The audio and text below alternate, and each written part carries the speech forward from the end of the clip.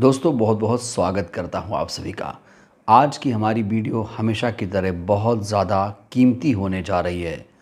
तो जो लोग भी ये वीडियो देखने जा रहे हैं, दिमाग खोल कर देखें, आँख खोल कर देखें और ज़्यादा से ज़्यादा लोगों तक ये वीडियो शेयर करें। दोस्तों ये तो आप सभी को मालूम है कि हमारा देश संविधान से चलता है और अगर संविधान नहीं लागू होता तो शायद ही बहुजन समाज के बच्चों को शिक्षा मिल पाती, क्योंकि बहुजन समाज की शायद ही पहली पीढ़ी है जो पढ़ लिख कर दहाड़ रहे हैं। और आज बहुजन समाज न सिर्फ संघर्ष कर रहा है बल्कि वो शिक्षा भी हासिल कर रहा है और संगठित भी हो रहा है, जागरूक भी हो रहा है। दोस्तों क्या आप सभी को मालूम है कि महिलाओं को स्तन ढकने का अधिकार किसने दिया? संविधान सभा में कितने सदस्य थे?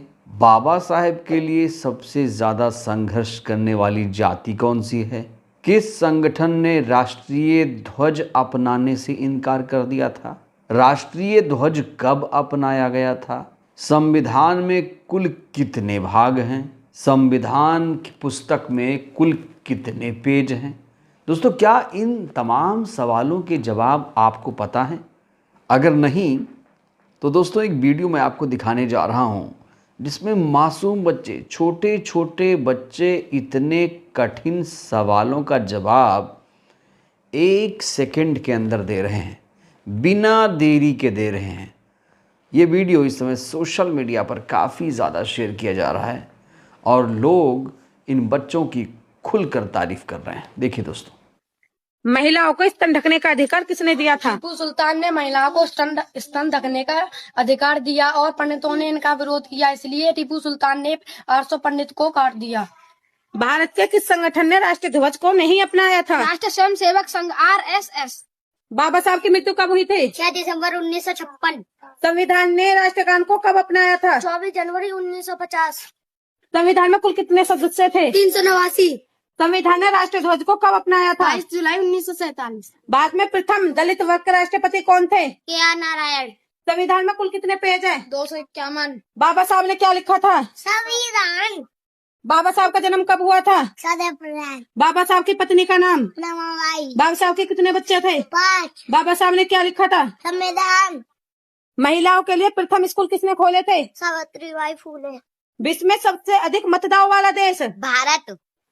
नोएडा और लखनऊ में अंबेडकर पार्क किसने बनवाया था? मायावती बुआ जी ने। बाबा साहब ने किस ग्रंथ को जलाया था? डॉक्टर भीमराव अम्बेडकर जी ने 25 दिसंबर 1927 को मनु स्मृति को जलाया था। संविधान में कितने भाग हैं? 22 भाग। SC/ST एक्ट कौन से भाग में है? 10वें भाग। वोट डालने का अधिकार किसने दिलाया था? बाबा साहब डॉक्टर भीमराव अम्बेडकर जी ने। बाबा साहब ने कौन सा धर्म अपनाया था? बुद्ध धर्म। बाबा साहब के लिए सबसे ज्यादा संघर्ष करने वाली जाति? जाटव। दोस्तों हमें तो ये नहीं मालूम कि ये वीडियो कहाँ का है, लेकिन बताया ये जा रहा है ये वीडियो उत्तर प्रदेश का है। अब ये वीडियो सरकारी स्कूल का है, किसी ट्यूशन का है, प्राइवेट स्कूल का है, दोस्तों इसके बारे में भी जानकारी नहीं है। लेकिन इन मासूम बच्चों को पहचान कर आप स्वयं अंदाज़ा लगा सकते हैं इनकी बोली से कि ये बच्चे कहाँ से बिलोंग करते होंगे। ये बच्चे, हो सकता है इन बच्चों के जानने वाले भी ये वीडियो देख रहे हैं, तो उनसे मैं ख़ास तौर से अपील करना चाहता हूँ कि आप लोग बताइए ये वीडियो कहाँ का है। अगर आप लोग बताएंगे तो हमारी जानकारी में भी इजाफ़ा होगा। दोस्तों मुद्दा ये नहीं है कि ये वीडियो कहाँ का है, मुद्दा ये है कि इस वीडियो में कहा क्या जा रहा है। जिस तरीके से बहुजन के बच्चों को जागरूक किया जा रहा है, जिस तरीके से आजकल बहुजन जागरूक हो रहा है, जिस तरीके से वो शिक्षा ग्रहण कर रहा है, दोस्तों ये काबिले गौर है और इसकी सराहना होनी भी चाहिए। लेकिन बड़ा सवाल ये है, क्या हमारे स्कूलों में इस तरह की पढ़ाई होती है? आजकल आप जानते हैं कि बाबा साहब का कितना अपमान हो रहा है। जो मनु आदि किस्म के लोग हैं वो ये भी अब मानने को तैयार नहीं हो रहे हैं कि बाबा साहब ने संविधान लिखा। ये तो वही है कि सूरज को दिया दिखाया जाए। पूरी दुनिया जानती है कि बाबा साहब ने देश का संविधान लिखा, और अगर किसी को ये पता करना है कि बाबा साहब ने ही संविधान कैसे और क्यों लिखा, तो उसको संविधान खोलकर पढ़ लेना चाहिए।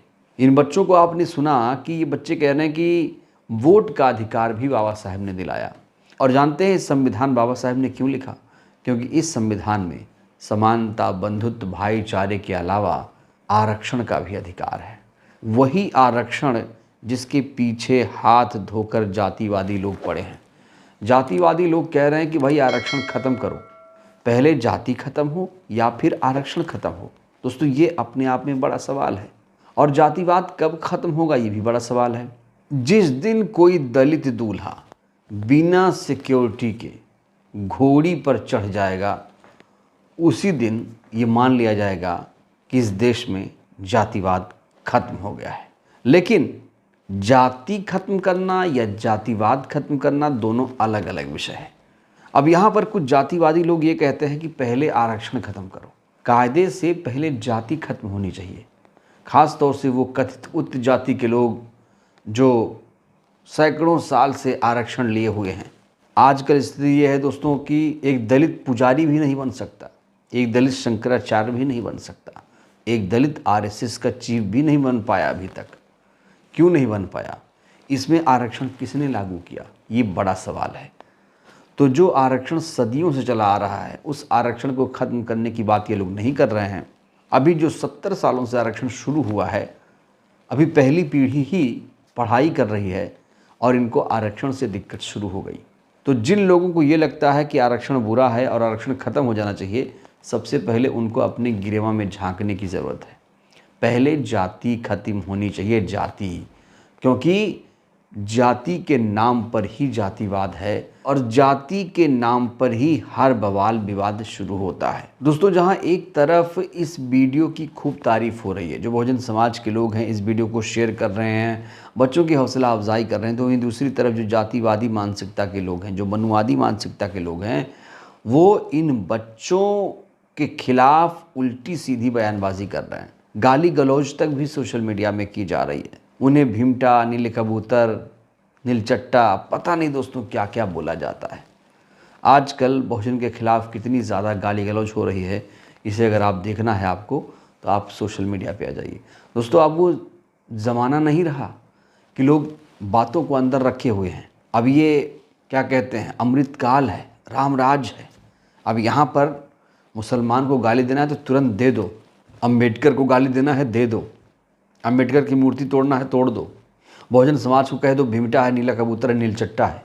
कुछ भी नहीं हो रहा है, क्योंकि आज ऐसी ही मानसिकता के लोग सरकार में बैठे हुए हैं और जैसी मानसिकता के लोग सरकार में होते हैं उनके समर्थक भी वैसा ही व्यवहार करते हैं, क्योंकि सैया भाई कोतवाल तो डर काहेगा।